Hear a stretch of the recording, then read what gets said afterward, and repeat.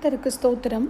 இன்று காலை நாம் தியானிக்கிற வசனம் மார்க்கு 5வது அதிகாரம் 41வது வசனம். பிள்ளையின் கையை பிடித்து தலித்தாகுமி என்றார். அதற்கு சிறு பெண்ணே எழுந்திரு என்று உனக்கு சொல்லுகிறேன் என்று அர்த்தமாம். இதே தியானத்தை கடந்த 7ஆம் தேதி மத்தேயு 9:25வது வசனத்தின் மூலமாக நாம் தியானித்தோம். இந்த அற்புதம் யோவான் நற்செய்தியை தவிர மத்தேயு 9வது அதிகாரம் 18-26, மார்க்கு 5வது அதிகாரம் 21-43, மேலும் லூக்கா 8வது அதிகாரம் 40-56வது வசனங்களிலும் இப்படியாக 3 நற்செய்திகளிலும் இதை குறித்து நாம் வாசிக்கலாம். இந்த மார்க்கு நற்செய்தியில் மார்க்கு 5வது அதிகாரம் 21ஆம் வசனத்திலிருந்தே தொடங்குகிறது. இந்த யவீருவின் மகளை குணப்படுத்த போகும் வழியில்தான் 12 வருஷமாய் பெரும்பாடுள்ள ஸ்திரீ குணமடைகிறதை நாம் வாசிக்கலாம். வசனம் 21-24 வரையும் இருக்கிறது. அதற்கு பிறகு 35ஆம் வசனத்திலிருந்து 43ஆம் வசனம் வரைக்கும் இந்த சம்பவம் தொடர்கிறதை நாம் வாசிக்கலாம். இந்த அற்புதத்தை இந்த பேசேஜில் வாசிக்கும் போது இயேசு இங்கே தாமதிப்பதை பார்க்கிறோம். முதலாவது ஜெப ஆலய தலைவன் யவீர் என்பவன் இயேசுவை கண்டவுடனே அவர் பாதத்திலே விழுந்து, என் குமாரத்தி மரண அவஸ்தைப்படுகிறாள், அதாவது அவள் ஆரோக்கியம் அடையும்படிக்கு நீர் வந்து அவள் மேல் உமது கைகளை வைக்க வேண்டும், அப்பொழுது பிழைப்பாள் என்று அவரை நோக்கி கெஞ்சுகிறார். அப்போ இங்கே இந்த இடத்துல முழுவதும் அந்த யவீரு அவரிடத்தில் சரண்டர் செய்கிறதை நாம் பார்க்கிறோம்.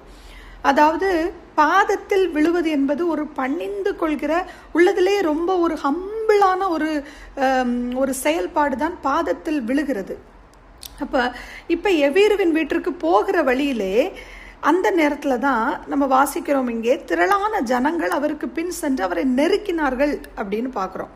அப்போ நெருக்கும் போது தான் அந்த நிறைய பேர் பார்த்திங்கன்னா நெருக்கும் போது இயேசுவை தொட்டிருக்கலாம் அல்ல. ஆனால் இங்கே பெரும்பாடுள்ள ஸ்திரீயின் விசுவாசத்தை கண்டு அவள் இயேசு கிறிஸ்துவின் வஸ்திரத்தை தொட்ட விதமே அவரை அசைத்திருக்கிறது பாருங்க.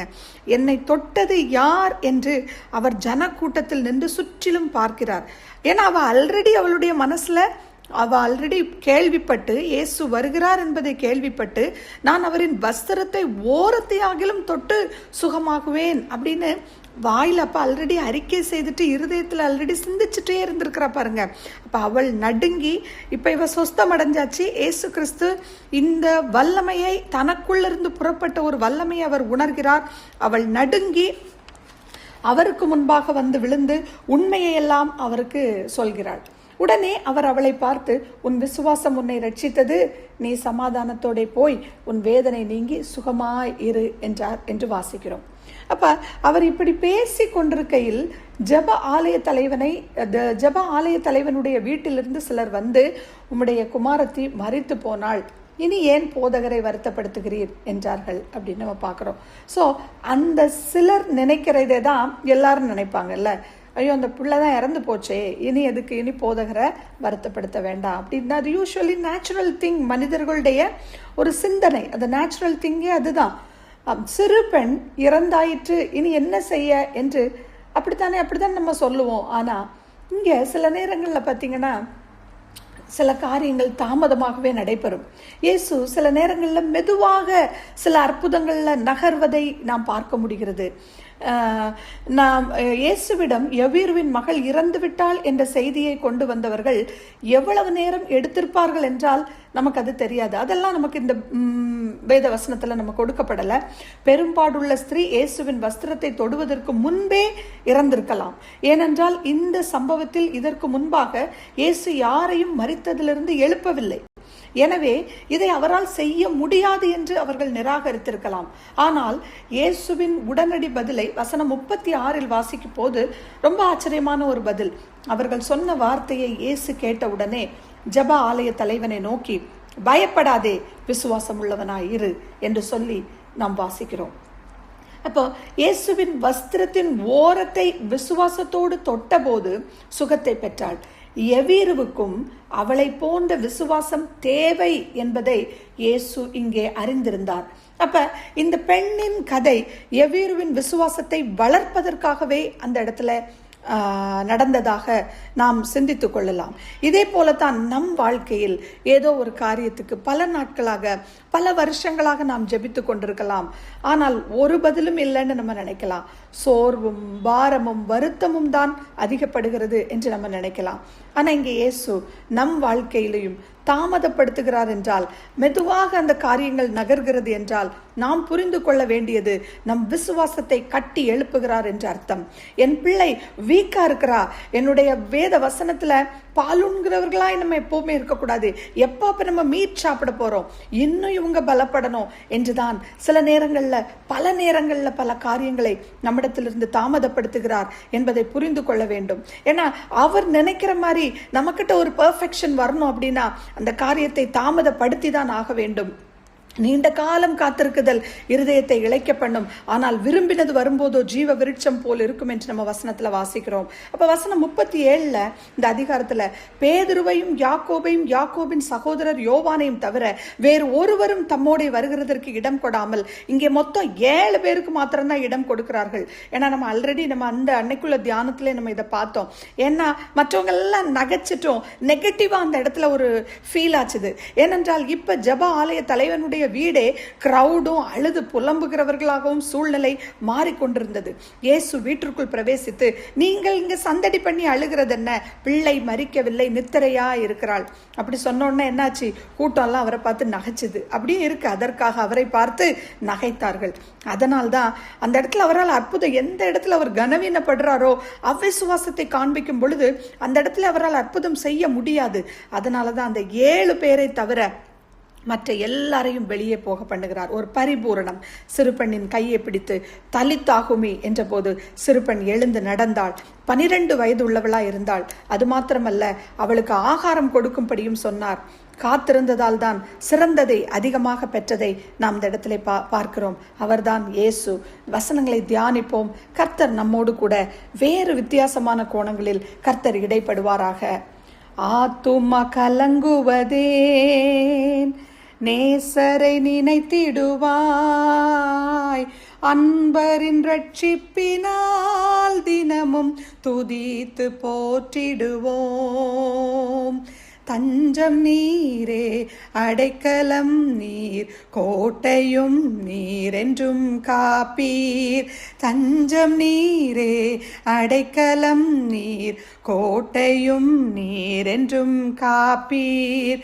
மான்கள் நீரோடை வாஞ்சித்து கதரும் போல் தேவனே, எந்தன் ஆத்துமா உம்மையே வாஞ்சித்து கதருதே. எந்தன் ஆத்துமா உம்மையே வாஞ்சித்து கதருதே. தஞ்சம் நீரே, அடைக்கலம் நீர், கோட்டையும் நீர் என்றும் காப்பீர். தஞ்சம் நீரே, அடைக்கலம் நீர், கோட்டையும் நீர் என்றும் காப்பீர். நாம் ஜெபிப்போம்.